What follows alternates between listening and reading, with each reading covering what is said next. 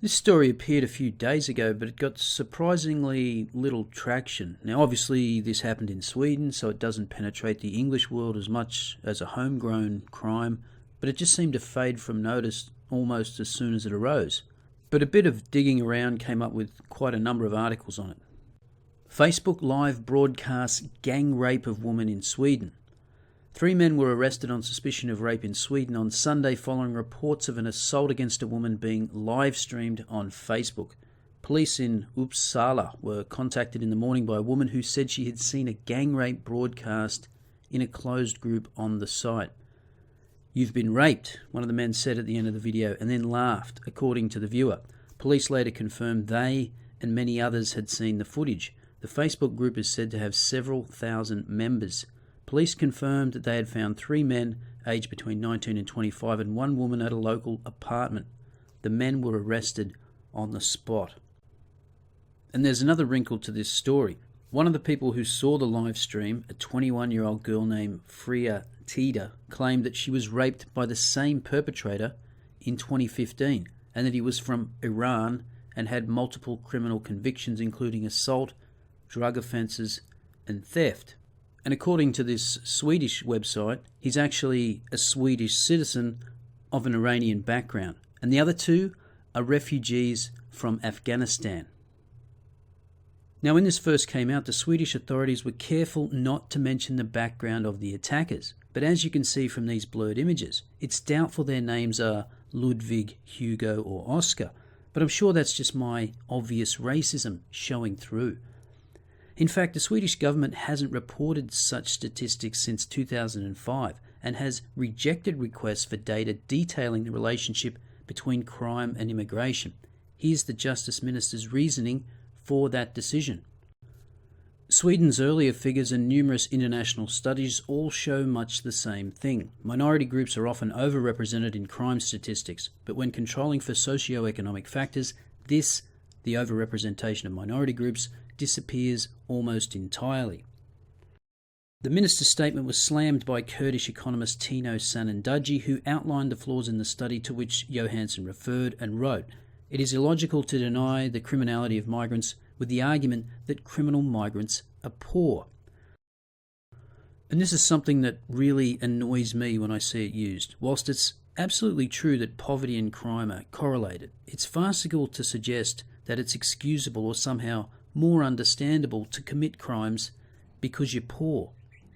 Most poor people don't commit rape, but if they do, they're just as responsible as anyone else for the consequences of their actions. So as I mentioned, no report detailing country of origin and crime has been made available in Sweden since 2005.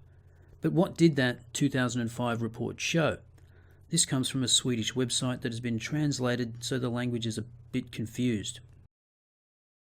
2005 report shows that there were more than twice as common among foreign-born to be suspected of a crime than it was among those born in Sweden. For people, for example, from the Gambia and Ghana, it was more than 5 times as common when calculated on all crime. So I take the minister's statement to mean that we know from previous reports that certain immigrant groups commit more crime, some of them substantially more, and that we're fine with it, given that we have increased our immigrant intake substantially over the last few years. There seems to be a stunning lack of curiosity on the part of Swedish authorities as to whether the problem has gotten worse since the migrant crisis kicked off. Now, I did manage to find this report on rape and sexual offences in Sweden for the period 2005 to 2015, and it remained relatively stable from 2005 to 2012, and then began to spike significantly from 2013 onwards. The purple line represents sexual offences against women, the blue line men, and the green line is overall. And you can see that the offences against women have approximately doubled since 2012. Now, it's well known that Sweden has the highest rape rate in Europe, and this has been partially attributed to both Swedish law, wherein rape has been given a wider definition than in other countries, and a higher tendency among women to report such crimes. But that redefinition of rape, from what I can tell, can be traced back to 2004.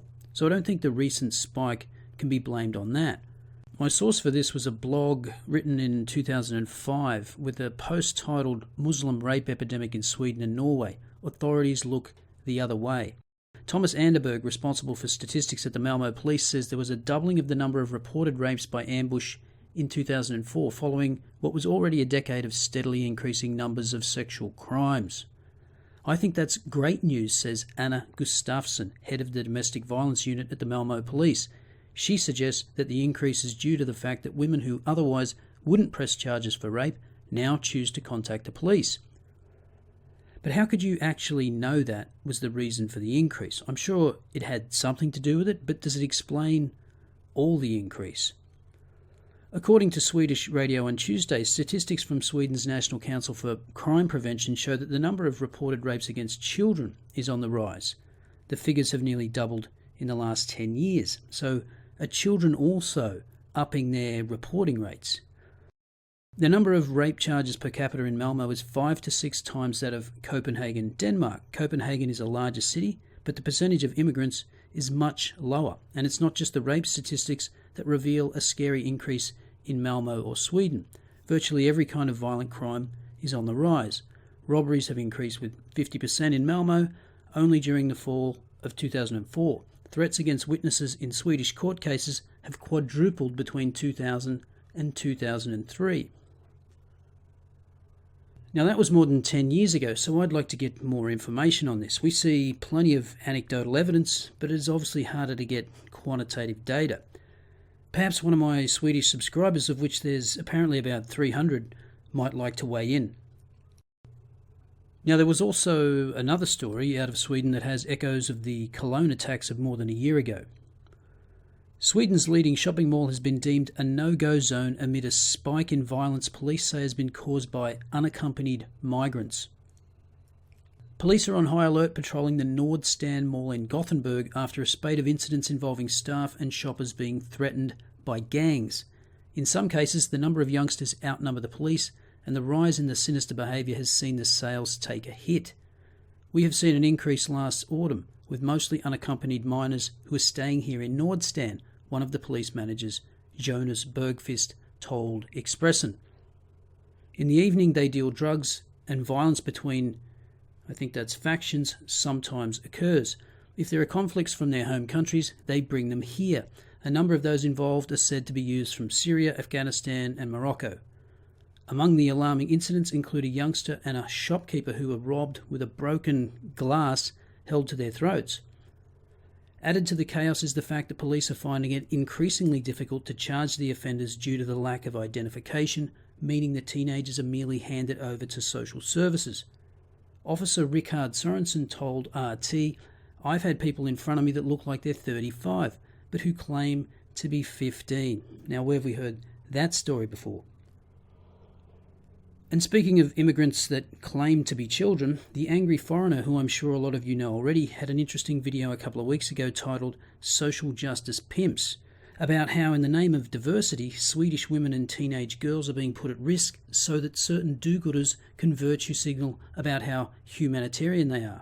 Och notera gärna hur de försöker få den här vuxna mannen att framstå som ett barn genom att låta honom sitta i svennegubbens knä. Jag vill introducera ett nytt begrepp till den politiska debatten. Det här är vad vi kallar godhetshallikar. Ni vurmar för okontrollerad massinvandring från kulturer där man har sämre syn på kvinnors rättigheter och sämre syn på jämställdhet. Och ni spelar tärning med svenska kvinnors fittor. Ni prostituerar ut tjejer för att kunna tjäna själva. De får ta hela risken medan ni får hela belöningen. Vilket är att kunna imponera på folk med hur fina och solidariska ni är. Men det här är vad er fantastiska tolerans leder till. I Malmö tvingades 13-åriga tjejer dela skollokal med äldre flyktingar som går språkintroduktionen. Och de blev sextrakasserade till den grad att de inte vågade gå till skolan. De nyanlända tar kort på tjejerna med mobilen, gör pussljud mot dem, tafsar i lunch lunchkön och följer efter dem på rasterna. Men allra värst är det utanför skoltiden. En 14-åring höll på att bli våldtagen innan hennes kompis pappa dök upp med bilen. I Oskarshamn blev 13-åriga flickor antastade och fotograferade av utlänningar på skolbussen. Bussen plockar upp både unga skolelever och flyktingar som vill åka in till stan, vilket har lett till sexuella övergrepp. Så därför tvingas man införa separata turer. Men det här är väl inget nytt för Sverige?